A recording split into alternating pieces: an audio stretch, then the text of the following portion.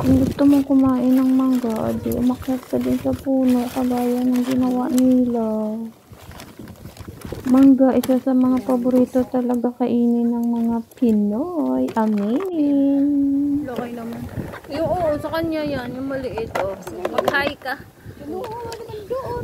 Buksan mo yung bagoong.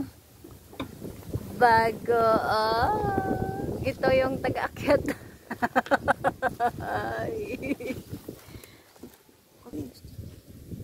Oo, bakit hindi tayo magkalat kasi baka kailangan malinis. Ay, sarap mangga. Sorry, ganun. Guys, sakin na. Ay, nahulog. Sayang. Sakin na. Nanguha na doon si ate. Opsy, dopsy, dopsy, dopsy.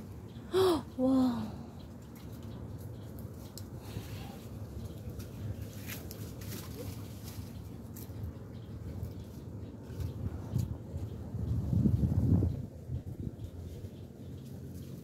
Ang mangga na to, feeling namin sa amin. Actually, kapitbahay namin yung may-ari niyan, tapos hindi kami nagpaalam. Baba ka natin, nandun na si ate.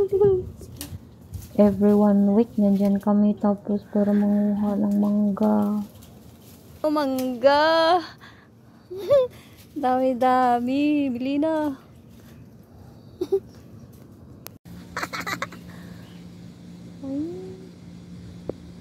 Uy, wag na.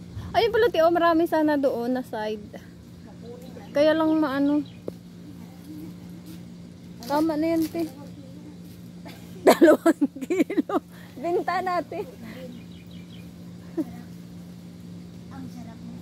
Post na, te, post. 1, 2, 3, smile. Isa pa. Badyaw itong isa. Nag-selfie-selfie itong isa. Okay. Again. Again, post na. Oh, sige pa.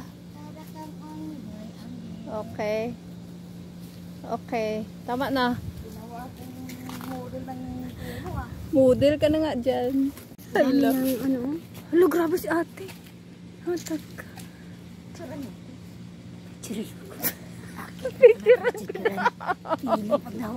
Picturean ko doon siya.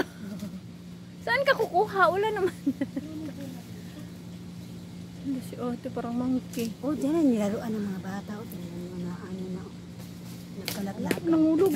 Oh, kunin mo, te. Te, kunin mo. Oh. Hindi, dapat dinala mo tong plastic. Ayan. Tanggalan mo ng laman. Bigay mo kay ate. Yung duyan. Ah, sige, sa duyan na lang. Sige, te, anuhin mo, te, saluin. Ayan, ayan. Yee! Ibaba mo yung mga dala mo para ka. Parang badyaw? Hinog baka na Hinog. Hinog daw. Ala, si ate.